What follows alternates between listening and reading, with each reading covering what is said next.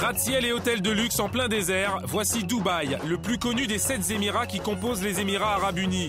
C'est ici, à l'invitation de l'un de ses sponsors, que le Milan AC a choisi de préparer sa deuxième partie de saison, à la recherche d'un scudetto qui lui échappe depuis maintenant 5 ans. Dimanche, Ronaldinho, Beckham et les autres sont à pied d'œuvre sous le regard de quelques poignées de supporters locaux. Milan est venu se refaire une santé pendant la trêve, loin de l'Italie et de ses frimas. Étant donné qu'à Milan, il doit faire -5 actuellement, il y a la neige, c'est sûr qu'on est un petit peu des privilégiés de pouvoir s'entraîner à Dubaï où il fait 25 degrés, et donc c'est un petit peu les conditions idéales. Certes, les conditions sont excellentes, mais les Rossoneri ne sont pas là pour faire du tourisme. Avec plus de 9 points de retard sur le leader interiste, les coéquipiers de Seedorf doivent redoubler d'efforts pour entretenir la flamme d'une qualification en Ligue des Champions, d'où les Lombards sont absents cette saison. On peut dire que ça fait bizarre de regarder les autres équipes jouer la Ligue des Champions à la télé. Mais on n'a pas mérité d'y participer. C'est arrivé à d'autres grands clubs. Nous, on doit juste être humbles et travailler encore plus pour mériter de retrouver cette compétition.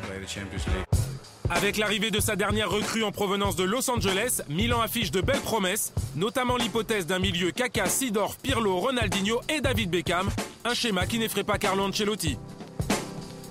C'est tout à fait possible d'imaginer cela, car jouer l'offensive est ma vision du football. On doit juste faire attention à l'équilibre de l'équipe, mais aligner un tel milieu est possible. Débarqué à Milan il y a 3 semaines, David Beckham est la recrue hivernale des Rossoneri. À Dubaï, le Spice Boy éclipse largement ses coéquipiers temporaires. Prêté 3 mois par son club des Los Angeles Galaxy, l'Anglais crée l'événement en conférence de presse au milieu de Kaka et Seedorf. La majorité des questions lui sont adressées. Comment allez-vous vivre à Milan et est-ce que votre femme sera là pendant les prochains mois ? Mes enfants doivent reprendre l'école et rentrer à Los Angeles. Donc ma femme va repartir et reviendra à peu près 1 fois par semaine pour être avec moi et passer un peu de temps à Milan. Quand on lui demande ce qu'il pense de l'arrivée du mari de Victoria, Clarence Seedorf manie l'humour à la perfection. Ce mec, c'est une vraie catastrophe.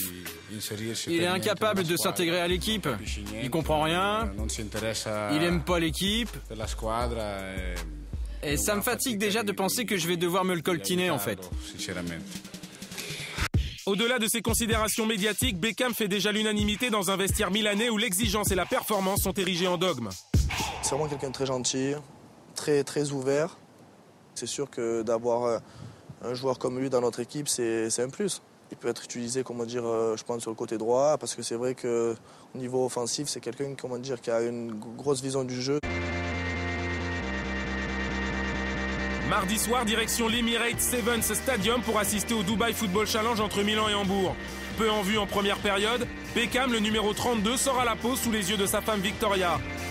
Mais bien emmené par Ambrosini, les Milanais marquent les premiers. Ronaldinho transforme le pénalty. Quelques instants plus tard, les Allemands égalisent logiquement tant ils ont dominé cette partie. Finalement, les Rossoneri, plus adroits, s'imposent au pénalty sur un dernier tir du Français Mathieu Flamini. Victoire poussive du club lombard. Ce soir, on a du mal à gérer tout le travail qu'on a fait. Mais on est content pour le travail et je pense que pour le week-end, tout va rester mieux. Il va me falloir quelques matchs pour m'imprégner du jeu italien, mais ça ne devrait pas être trop long. Vous savez, le football reste le football. Football's football.